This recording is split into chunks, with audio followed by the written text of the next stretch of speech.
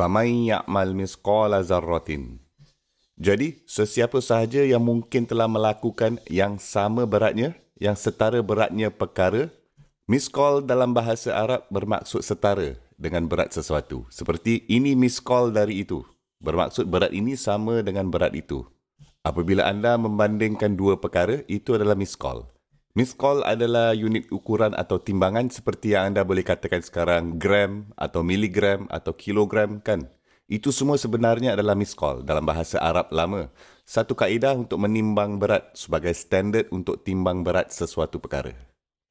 Okey, oleh itu Allah Subhanahu Wa Taala berfirman bahawa barang siapa yang mungkin telah melakukan nilai satu zarah, saya belum menterjemahkan zarah di sini. Dalam kebaikan akan melihatnya. Okey, sekiranya anda telah melakukannya dan ya'mal sebenarnya bermaksud dilakukan secara sedar. Amal termasuk niyah di dalamnya. Fi'il tidak. Sesiapa pun yang secara sedar melakukan perbuatan baik dan bermaksud untuk melakukan sesuatu yang baik, walaupun itu adalah nilai atau berat dari apa yang Allah Subhanahu Wa Taala sebut sebagai zarrah. Sekarang apakah itu maksud zarrah? Zar adalah seolah-olah anda duduk tepi tingkap pada hari yang cerah, sinar mentari masuk dalam tingkap dan anda melihat serat-serat debu kecil yang berterbangan di sekitar itu. Setiap satu dari itu dipanggil az-zar. Dan berapakah beratnya itu kan?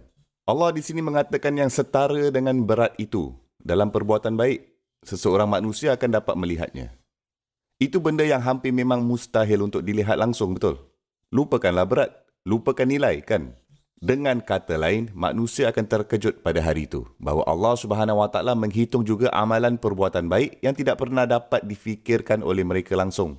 Ia bahkan tidak akan disedari mereka bahawa itu adalah satu amalan perbuatan baik dan Allah Subhanahu Wa Taala akan menghitungnya juga dan mereka akan melihatnya. Ini adalah kali kedua dalam surah anda bercakap mengenai kejutan manusia.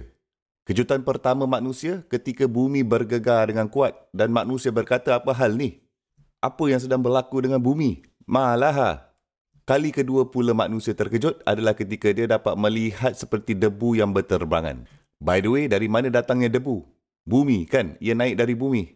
Jadi anda di sini dapat melihat pada awal surah, bumi melepaskan bebannya yang berat. Dan sekarang pada akhirnya, bukan hanya beban berat sebagai satu kaedah akibat. Pada akhirnya, setiap titik debu itu adalah sebagai satu akibat juga. Dan sebab itulah dua kali perkataan thikil digunakan. Askal adalah untuk beban bumi yang berat. Kan pada mulanya ia berbunyi wa akhrajatil ardu asqalaha. Dan sekarang perkataan dasar yang sama lagi. Faman ya'mal misqala zarratin khairan yarahu.